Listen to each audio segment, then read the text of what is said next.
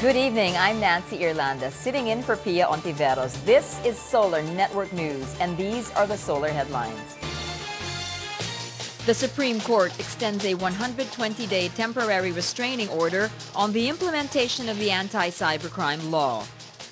A second United States Navy crane ship is on its way to Tubataha Reef to help with the extraction of the USS Guardian. Cause-oriented group Andaya Mo seeks to disqualify 6 candidates for local posts, claiming they belong to political dynasties. President Aquino pitches Liberal Party senatorial candidates to voters in Dipolog City. And the National Statistics Office reports an uptick in inflation last month.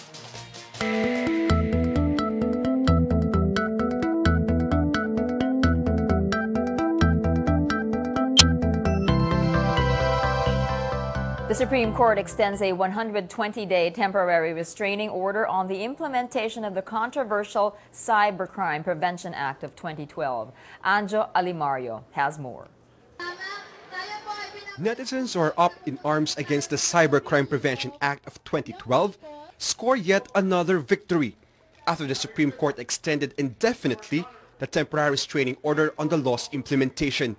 The High Court has earlier issued a 120-day TRO, which is set to expire tomorrow, February 6. Petitioner and UP Law Professor Jose Jesus Dicini says the indefinite extension is a wise move from the High Bench since Congress is set to adjourn this week. Extension is for, like other TROs from the Supreme Court, is for an unlimited amount of time. That means that the TRO will be in place, I think, until the case is finally resolved. So it's not like the other TRO, which had a 120-day limit, which gave Congress an opportunity to amend the law. Because what's happening now is that Congress will adjourn, and with the elections coming up, it's not likely that a deadline would work. Dicini says, while netizens now have less to fear, they should remain vigilant and pursue other venues to get the attention of lawmakers. I think it's high time that netizens go out and be vigilant and track all of these activities and make themselves heard. I think if Congress will become aware that netizens want to be heard, they will open up a seat in the committee hearings and they will hear them. So I think that the challenge is on the netizens. For their part, the National Union of Journalists in the Philippines says the extension is a victory for all those who oppose a law which will stifle free expression, free flow of information, and the right to privacy, among others. During the oral argument last week, Solicitor General Francis Hardales agreed with the petitioners that Section 19 of the law or the takedown clause is unconstitutional. But Hardales insisted this doesn't render the entire law unconstitutional. Anjo Alimario, Solar News.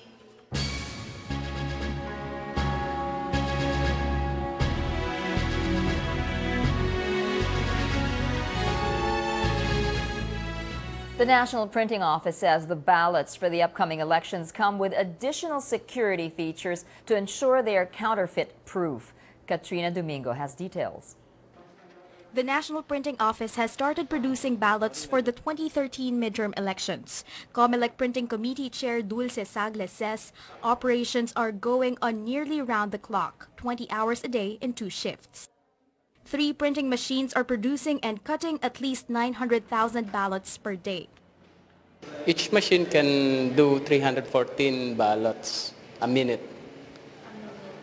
So with the work schedule that we have planned, we can produce up to 1 million ballots a day.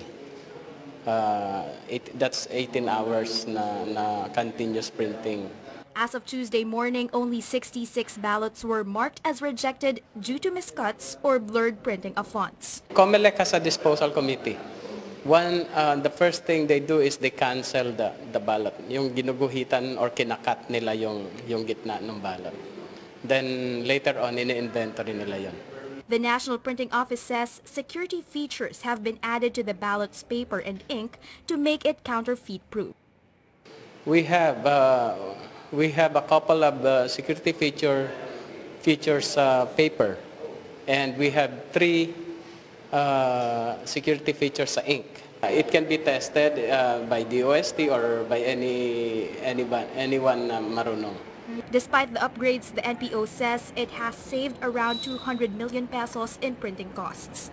Besides security features in the ballot printing site has been well monitored. Tambak ang CCTV namin dito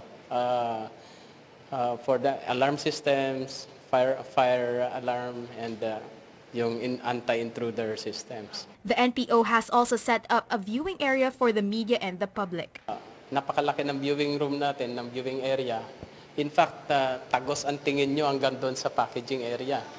And yung points, yung mga corners na hindi makita dito, makikita nyo sa CCTV. Meron tayong monitor dito.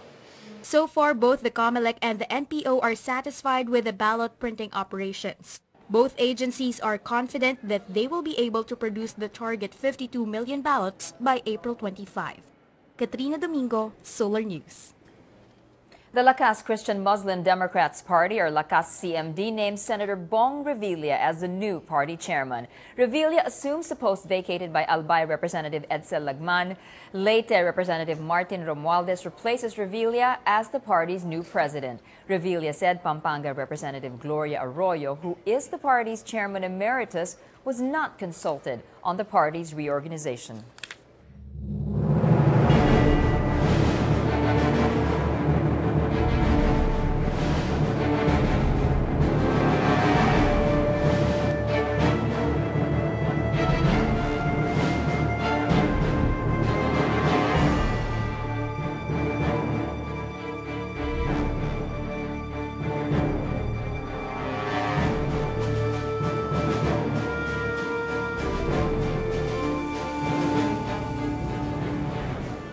Now, what makes a mature and powerful electorate? Is it integrity, honesty, and casting votes based on issues, not political personalities?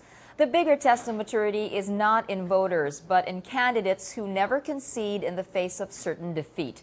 In Day 96 of Inform in 100, AC Nichols takes a closer look at the behavior of Filipino voters and sore losers.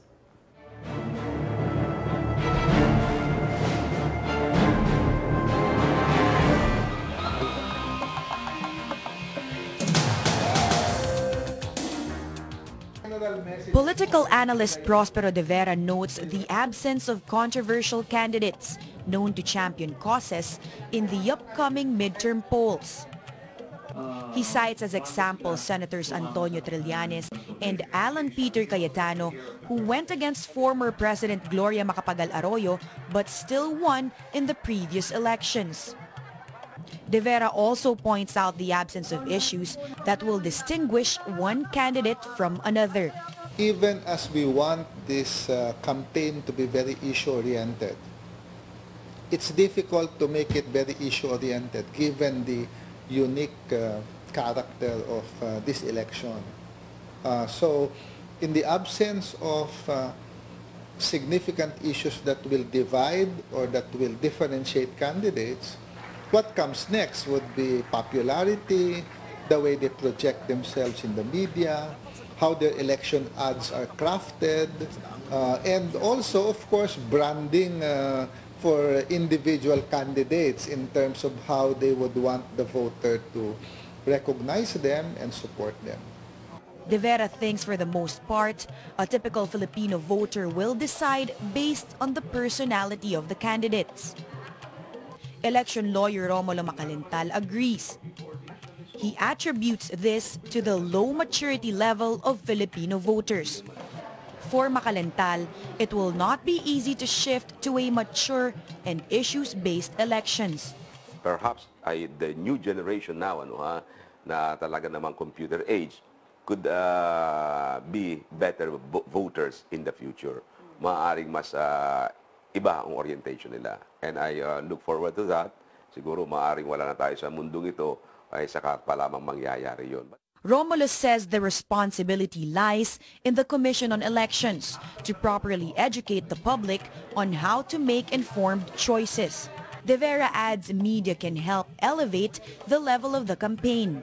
He explains one cannot just expect the electorate to make the right choice if information is not available. De Vera says while it may take time, there are already signs of a maturing Filipino electorate. I think it is because academic institutions, the media, and civil society organizations are more aggressively trying to make sure that issues are raised in this election that will make it an issue rather than a personality-based election. De Vera and Macalintal point to an equally important matter, how the public behave after the elections. For the COMELEC, the way towards maturity should be initiated by the candidates themselves through acceptance of their defeat in the elections. It's very easy for Filipinos, for the most part, I've noticed, to really reject the poll results if it does not come out according to their wishes. And that is, to me, the biggest symbol of immaturity. Elections, you know, this is a two-way street. You either win or you lose. And just because you lose doesn't mean you were cheated. And certainly just because you lose doesn't mean that the rest of the voters are stupid. 2013 is considered the dress rehearsal for the 2016 presidential elections. Experts hope that an improvement in this election will spell the difference when the time comes that we have to elect the next president. AC Nichols, Solar News. An anti-political dynasty group asks the Commission on Elections to disqualify 6 candidates from running in the upcoming midterm elections. Here's AC Nichols back to tell us why. A group against political dynasties files a petition before the Commission on Elections seeking to disqualify 6 local candidates from the 2013 elections who the group claims belong to clear and obvious political dynasties. Attorney Alex Lacson, a convener of Andaya Mo, defines 2 types of political dynasties in the country. First, Lacson says the most common type of political dynasty in the country is when a candidate seeks to replace and succeed his or her spouse, parent, child, or sibling who is the incumbent occupant of the public office that the candidate is running for. Second, Lacson says a political dynasty is evident when spouses, parents, and children or siblings run as tandem candidates for mayor and vice mayor, governor and vice governor, and other similar posts. Lacson identified 4 prominent political dynasties based on the group's definition, namely the Dutertes of Davao City, the Pinedas of Pampanga, the Villafuertes of Camarines Sur, and the Gatchalians of Valenzuela. Andaya Mo is seeking the disqualification of Rodrigo Duterte, Dennis Pineda, Miguel and Luis Villafuerte, and Rexlon and Sherwin Gatchalian. May Paner, popularly known as Juana Change, says the existence of political dynasties is one of the country's worst problems. Juana Change says political dynasties have turned the elections into a money-making business handed down from generation to generation. Just as the group was about to file their petition with the COMELEC Secretariat, the group fell short of cash for the filing fees. Andaya Mo was surprised to find out over 60,000 pesos was required to file their petition against the 6 candidates, as the clerk of the commission said filing fees are required for each disputed candidate. The group had only prepared 10,100 pesos to cover filing fees, thinking filing fees required are for each petition and not each candidate. COMELEC Resolution 9523, or amendments to COMELEC's Rules of Procedure for the May 2013 elections, states a filing fee of 10,000 pesos plus a legal research fee of 100 pesos is required to file a petition before the clerk. Attorney Lacson says the group posted the full amount of 60,000 pesos after members of the group chipped in for the expenses, but their payment is under protest. Lacson plans to make a manifestation before the COMELEC once Andaya Mo's petition is heard. AC Nichols, Solar News.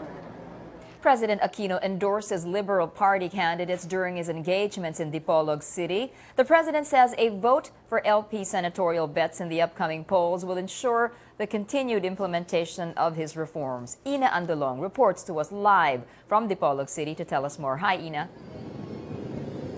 Nancy, it's simple for President Aquino. If people think he's been doing the right thing midway into his term, then the public should vote for candidates who will help him continue with his reforms. President Aquino delivered this message clearly at his 2 engagements here in Dipolog City. At the inauguration of the Andres Bonifacio Graduate School building, he said voters should use the upcoming elections to either show their support for his programs by voting for his allies or show that they want to return to the corrupt ways of government by installing senators who are against the administration. Former Akbayan Representative Risa Ontiveros was the only LP candidate who accompanied the president at his meeting with local LP officials earlier. President Aquino, however, didn't forget about the others, saying he personally selected them for their advocacies. The president may have chosen to personally make a pitch for the administration's candidates here to boost LP's chances, as its rival, the United Nationalist Alliance, holds most of the local positions here in Zamboanga del Norte. To give you an idea, Nancy, Governor Rolando Yabes, Vice Governor Francis Olvis, and 2 out of the 3 congressmen of Zamboanga del Norte are members of UNA. LP, however, is putting up a good fight here as it is going head-to-head with UNA candidates and local posts from governor down to town mayors. There are over 592,000 registered voters here in Zamboanga del Norte. In the 2010 presidential election, President Aquino came out to be Dipolog non-stop choice for president, and earlier today he thanked them for that and expressed hope that they will show the same kind of support for the administration's senatorial ticket. Nancy? Thank you, Ina. That was Ina Andolong reporting live from Dipolog City.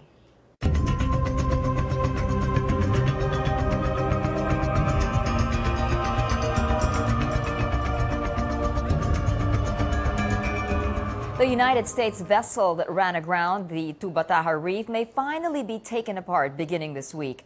David Santos gives us the latest live from Palawan. David? Well, Nancy, the proposed plan of the U.S. government to dismantle its grounded minesweeper in the Tubataha Reef may finally push through within the week. But this will have to depend on whether a local agency supervising the operations in the marine park will agree with the plan. Philippine Coast Guard Commandant Rear Admiral Rodolfo Isorena flew to Puerto Princesa today to present to stakeholders the U.S. government's plan to extricate the USS Guardian from the Tubataha Reef. His goal was to get the support of the stakeholders on the salvage plan so the teams can go on with their operations. But Isorena failed to immediately get that approval. The Tubataha Protected Area Management Board asked to defer the decision-making until Wednesday, as the agency has to consult with its other members.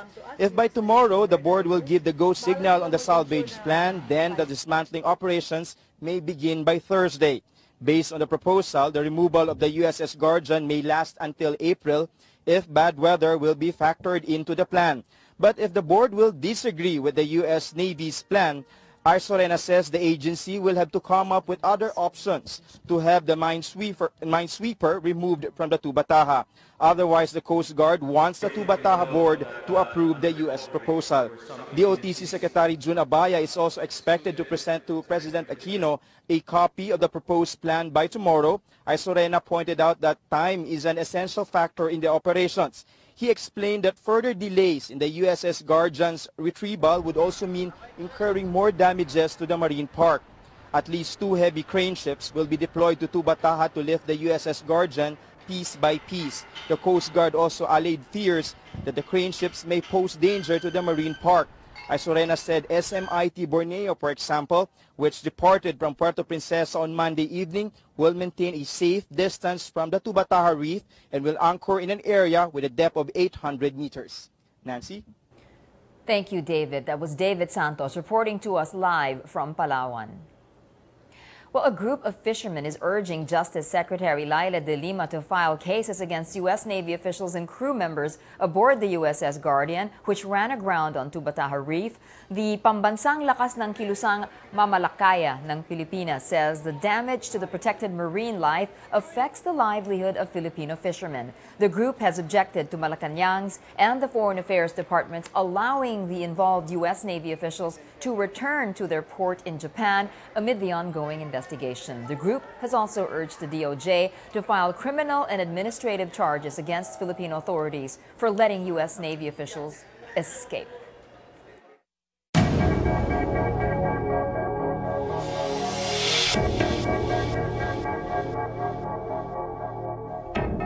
Well, a month after the incident in Atimonan, Quezon, Justice Secretary Laila De Lima says she has not yet received the National Bureau of Investigation's findings on the incident that killed 13 people. De Lima says she expects to receive that report today and to submit that to President Aquino tomorrow. Philippine National Police Director General Alan Purisima orders the creation of a new body which would go after policemen involved in criminal activities. The Special Concern Section will replace the PNP's Counterintelligence Unit, which Purisima dissolved following the bloody shooting incident in Atimonan, Quezon. Purisima has tasked Senior Superintendent Noli Ozaita to head the new Special Concerns Office. Justice Secretary Laila De Lima says she would rather not dwell on other issues concerning Aman Futures Group founder Manuel Amalilio. This after reports about Amalilio's kinship to Sabah Chief Minister Datuk Seri Musa Aman recently surfaced. De Lima says that authorities are concentrating on President Aquino's order to ensure Amalilio's return by whatever means legally possible, adding that involving the issue on Amalilio's affiliation with a Malaysian official would only complicate Amalilio's deportation. De Lima also pointed out that Amalilio is a Filipino citizen, according to documents obtained by the National Bureau of Investigation. And she assures that Amalilio will face the Philippine justice system.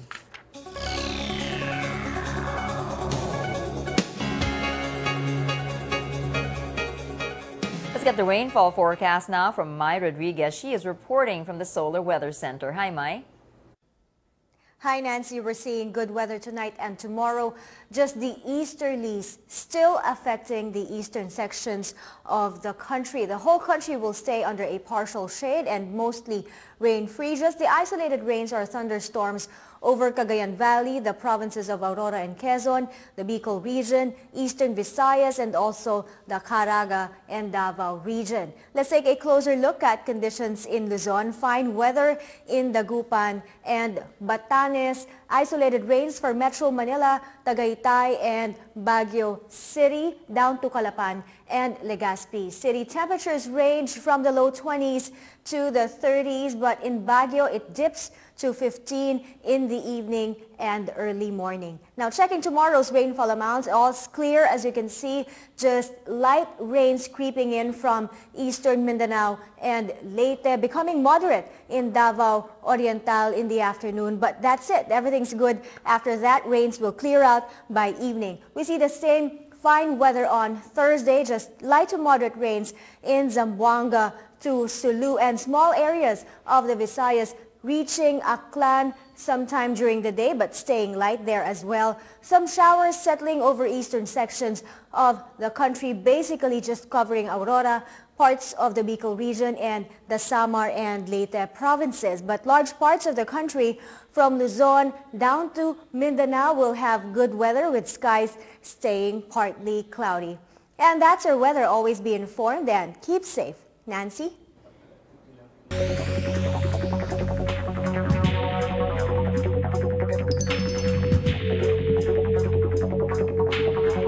Civilians are evacuated amid clashes between the Moro National Liberation Front and the Abu Sayyaf in Paticul, Sulu. Miguel Ortilia has that story. Fierce gun battles between the Moro National Liberation Front and the Abu Sayyaf group continue since they broke out last Sunday in Paticul, Sulu. The number of casualties on both sides continues to rise.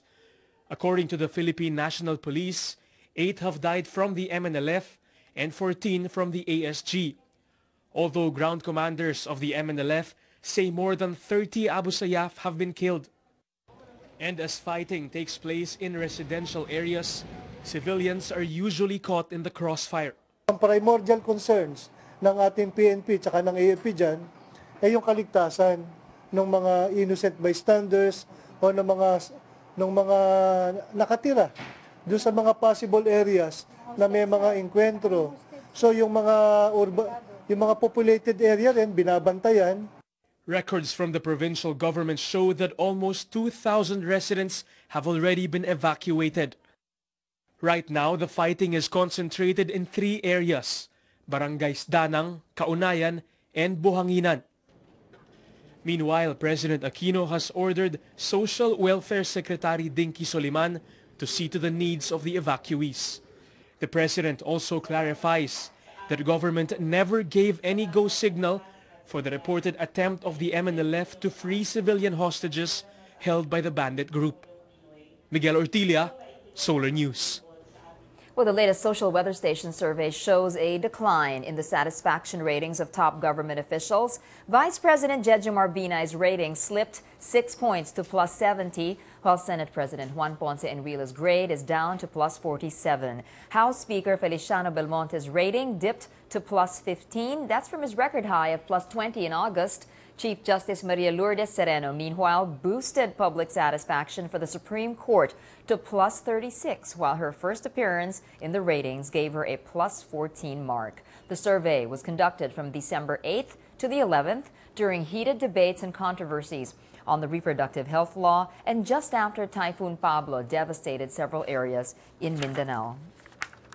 The Senate passes a bill that aims to update regulations on the use of firearms and ammunition on its third and final reading. Senate Bill 3397, or the Comprehensive Firearms and Ammunition Regulation Act, seeks to repeal sections of Presidential Decree 1866, a section of Republic Act 8294, and other regulations on the use of firearms. The bill states that an individual must be at least 21 years old with gainful work or has filed an income tax return for the preceding year as proof of income to acquire a gun license. The measure also says that the permanent dismissal of a criminal case will make the accused eligible to acquire a gun license. Meanwhile, the penalties for violating the regulation ranges from imprisonment from 6 years to reclusion perpetua. The Bicameral Conference Committee approves the bill strengthening the Anti-Money Laundering Act by expanding coverage of persons and institutions required to submit financial transactions to the Anti-Money Laundering Council. The Bicam had decided to adopt the House version to exclude casinos and real estate agents from the list of persons and institutions required to report suspicious transactions. Some of those required to report transactions to AMLC are banks, insurance or pre-need companies, dealers of jewelry, precious metals, and precious stones. The Quezon City Police District formally charges members of the Kilusang Magbubukid ng Pilipinas who were allegedly involved in a violent rally in front of the National Anti-Poverty Commission office on January 31st. QCPD Director Senior Superintendent Richard Albano says the police had exercised maximum tolerance, but protesters attacked and hit them with stones and placards. The charges filed against the protesters were physical injuries, assault of a person in authority, malicious mischief, and robbery.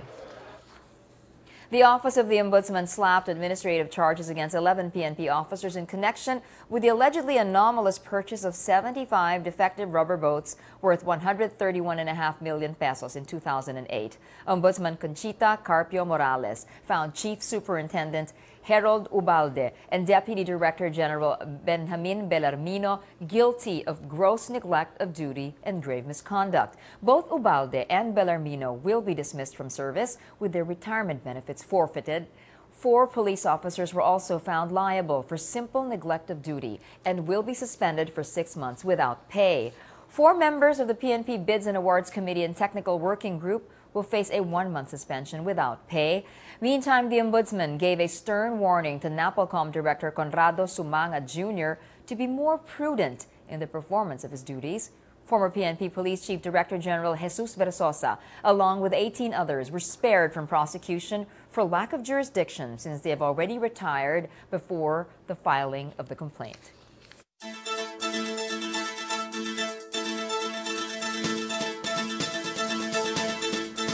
The National Statistics Office reports an increase in the national headline inflation rate in January.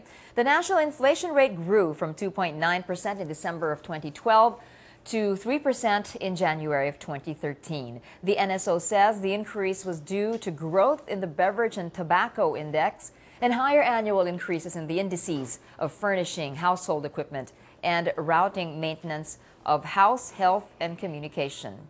However, annual inflation in the National Capital Region dipped to 2.4% in January from 2.8% in December. Meanwhile, the annual inflation rate in areas outside NCR rose to 3.3% in January from 2.9% in December.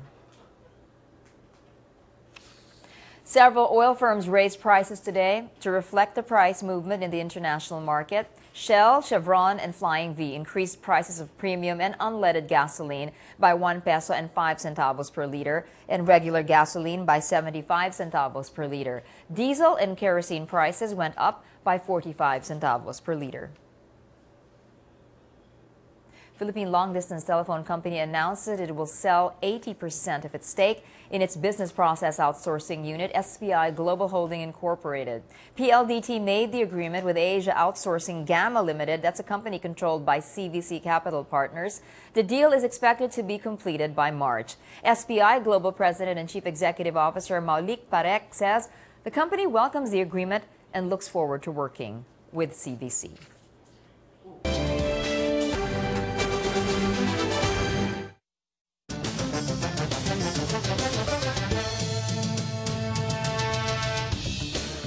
Gino Rufino's got the sports news for us. Gino? Thanks, Nancy. Rafael Nadal is ready for his comeback as the Wolves make a huge comeback against the Blazers. But before that, an update on the upcoming Formula One season as more teams unveil their new cars as they get ready for the first Grand Prix in Australia next month.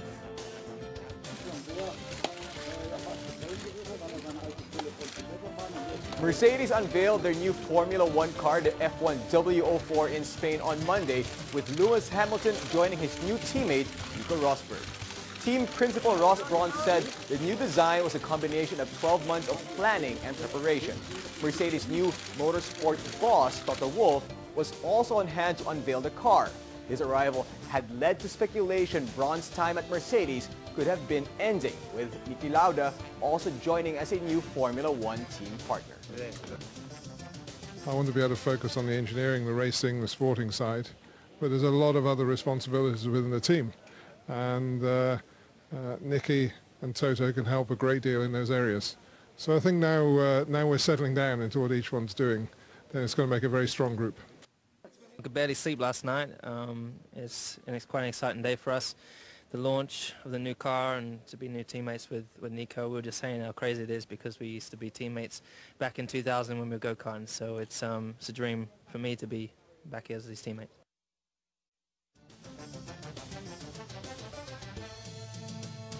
Meanwhile, Toro Rosso revealed its new car, the STR8, the 8th in the team's history.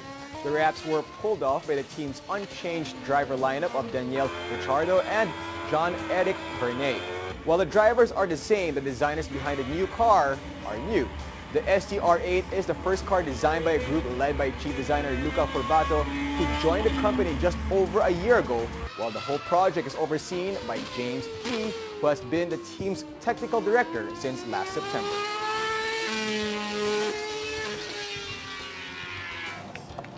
Former tennis world #1 Rafael Nadal trained with Chile's Nicolas Massou on Monday, ahead of this week's Chilean Open in Vina del Mar. The practice was held in the Las Salinas Navy Club and brought out some 500 spectators keen on getting a glimpse of the 26-year-old Spanish superstar. Nadal has been out of action with a knee problem since losing in the second round at Wimbledon in June. The left-hander will make his much-anticipated return on Tuesday in the doubles alongside Argentine Juan Monaco. 8 games in the NBA today as two young and up-and-coming point guards, Ricky Rubio and Damian Lillard, faced off in Minnesota. The Blazers jumped on an early lead as they looked like they were going to cruise along for an easy win. LaMarcus Aldridge led Portland with 25 points, 13 rebounds, 5 assists to go along with 2 blocks, while Lillard added 21 points, 6 assists, and 3 steals. The Blazers were up 77-58 to start the fourth quarter when Rubio Vision took over. Rubio had 10 of his career high, tying 14 assists in the final period and finished with a season-high 15 points in a season-high 34 minutes as he spearheaded a furious Wolves rally. With a chance to send it to overtime, Rubio set up Dante Cunningham again, but this time he came up short as the Blazers escaped with a 198 win. For more on the NBA, a complete wrap of sports today, tune into the Solar Sports Desk tonight at 10:30 p.m. In the meantime, log on to www.solarsportsdesk.ph for all the latest in the world of sports. That's all for now. I'm Gino Rufino. Back to you, Nancy. Thanks, Gino. Well, Myanmar's government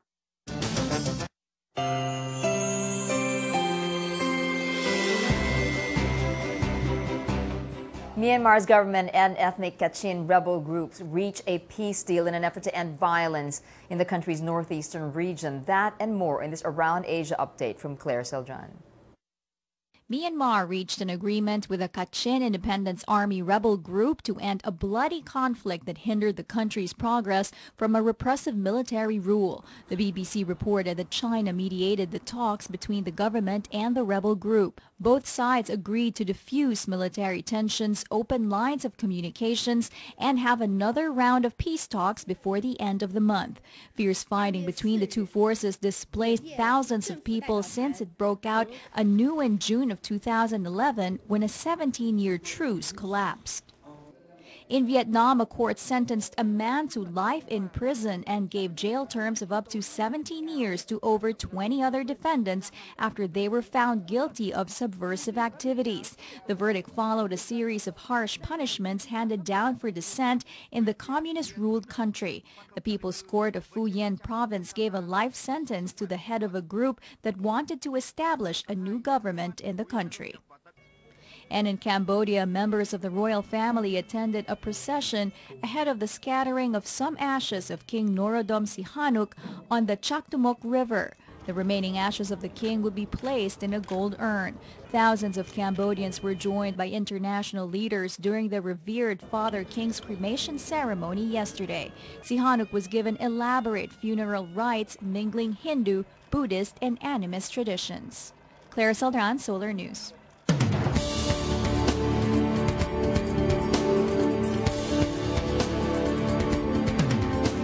Mexican authorities say a buildup of flammable gases and not explosives caused the deadly blast at Pemex headquarters last week. Claire Seldran is back with this world update. Mexico's government said the explosion that killed 27 people at state-owned petroleum firm Pemex headquarters was caused by a buildup of gases. Authorities said no trace of explosive was found at the site of the incident.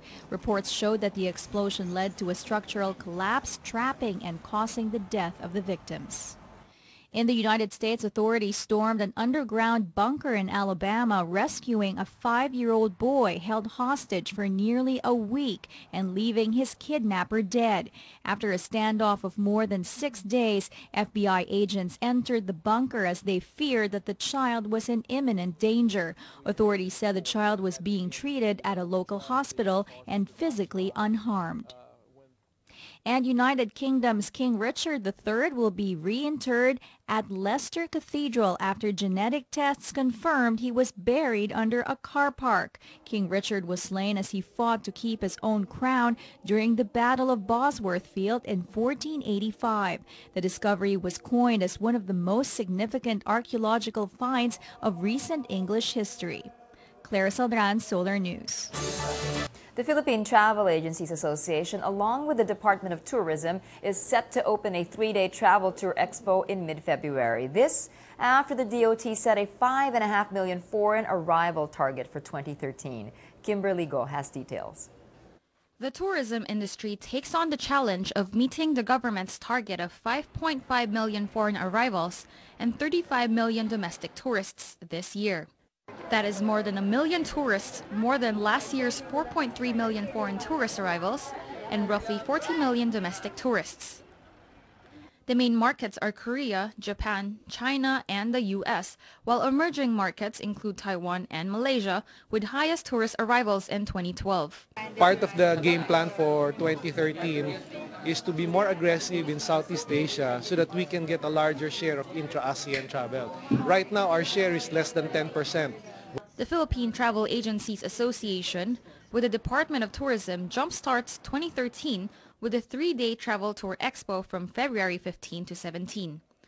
More than 200 exhibitors will set up shop at the Gateway to Getaway. They will offer huge discounts, raffle prizes, and the first ever PTAA Travel Tour Expo Gateway to Getaway coupon book, which is loaded with discounts and freebies. Over 100,000 domestic and foreign tourists are expected to flock to this year's event, almost double the 66,000 visitors last year. The number of domestic tourists exceeded 30 million. So we see domestic travel increasing. It will continue to, I think we're seeing a lot of Filipinos going around the country. More than ever, there is a greater sense of appreciation, greater pride in what the country has to offer. Bengzon hopes domestic travelers become ambassadors of tourism themselves. The more Filipinos travel, whether domestic or abroad, the better they are, in promoting the Philippines to foreigners. So even if Filipinos, for example, go to the destinations within Southeast Asia, they can convince foreigners to come to the Philippines. It gives them also a better perspective. And from a business standpoint, it's good for our travel trade. New destinations and very low prices are the main draw for tourists.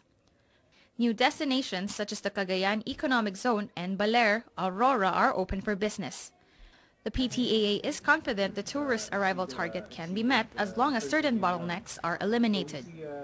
These include the lifting of the taxes on airlines and improvements of infrastructure for tourists in the country.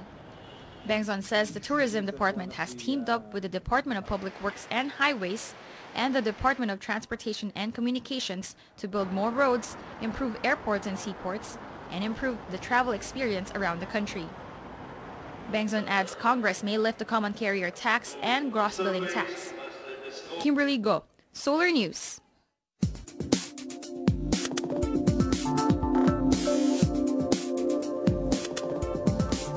Menchu Macapagal now joins us for the latest in entertainment. Hi, Menchu. Thanks, Nancy. Fresh from her stellar performance at the Super Bowl, Beyonce promotes her first tour in the United Kingdom since 2009 with a peek at her latest record. Beyonce and her crew dance to a brand new track while dressed in lavish clothes fit for royalty. The Mrs. Carter Show World Tour UK leg begins on April 26th. The campaign, which will run for almost a year, will hit the United States around June, as well as Latin America, Australia, and Asia in the second half of 2013.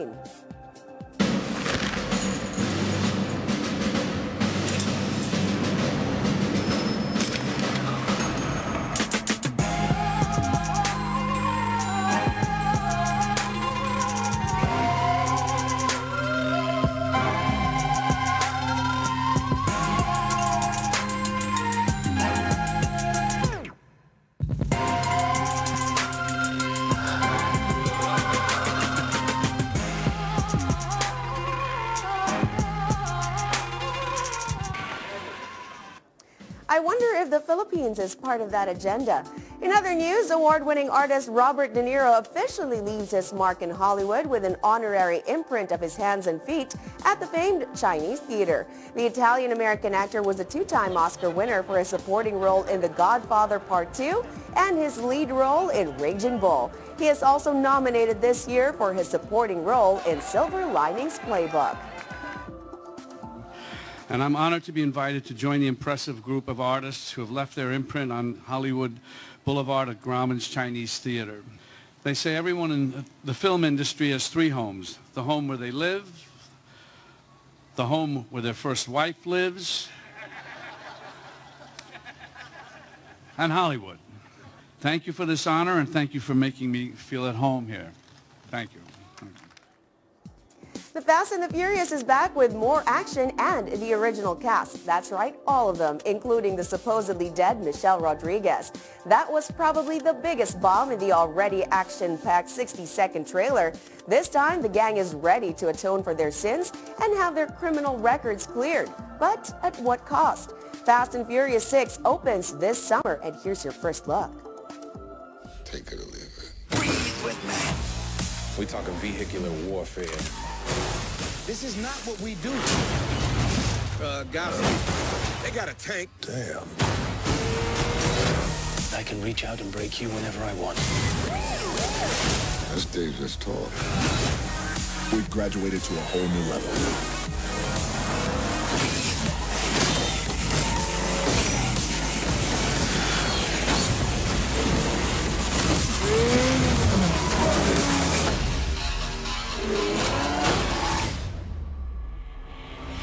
You believe in ghosts? Awesome stunts. And that is the latest in entertainment. I'm Menchu Makapagal. I'll see you again tomorrow for more updates on your favorite celebrities. Back to you, Nancy. Thanks, Manchu.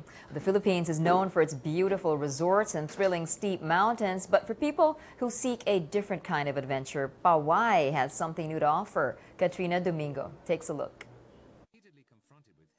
If you have an appetite for some thrilling desert adventure, then no need for you to get a visa and hop on the next flight to the Middle East.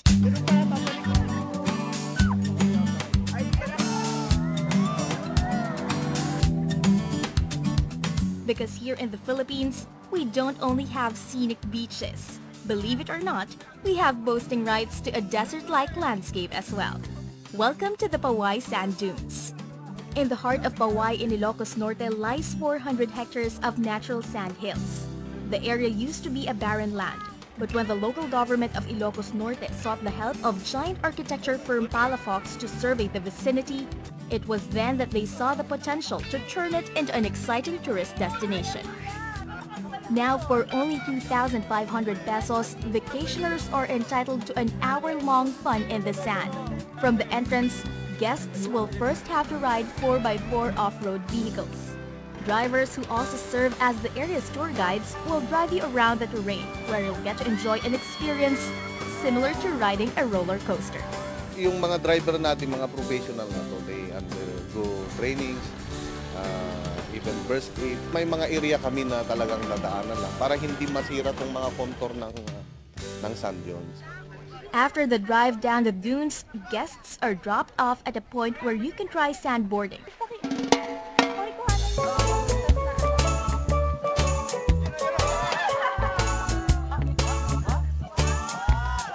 Sandboarding only makes use of a flat board with straps to secure the feet. After the rider gets on the board, he or she will slide down a steep slope on a sand hill. Though the ride down may seem intimidating, it's really the climb back to the top that will wear you out. The Pawai Sand Dunes is a rare sight in our country. That's why the administration of this government facility makes sure that they preserve and protect it well. Ilocos Norte has very fragile eco-tourism sites, and as a result, I'm committed to not expanding to mass tourism. It has to be very, very light impact, low density tourism. Dahil places like Kapurpurawan, the White Rock in Burgos, places like the sand dunes are actually very fragile environmental phenomena, and they should be respected and protected. Ang ginagawa namin, we educate people, lalong-lalo mga turista na huwag magkalat. Saka sa atin ito, yun ang ginagawa namin. And because of the natural beauty and maintenance of the Pawai Sand Dunes, tourists, both foreign and local, have nothing but praises for this place. Sobrang ganda ng lugar. Hindi natin kailangan pumunta sa ibang lugar para ma-experience yung mga ganitong activities. Dito lang sa Ilocos, meron na. The Pawai Sand Dunes management says that despite the current success they have in terms of tourist arrivals, they are still committed to improving the facilities and adding new attractions to this destination. They say they are looking at the possibility of putting an area for riding all-terrain motors and even camels, just to make the desert adventure experience more fun in the Philippines.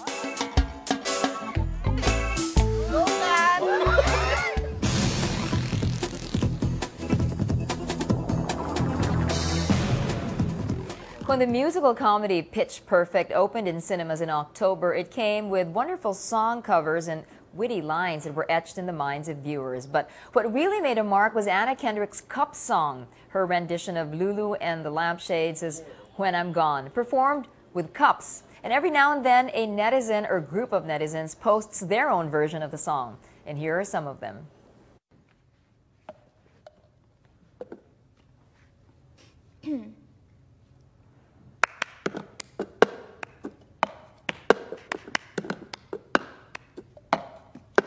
I got my ticket for the long way round. 2 bottles of whiskey for the way. And I sure would like some sweet company. And I'm leaving tomorrow, what do you say? When I'm gone, when I'm gone, when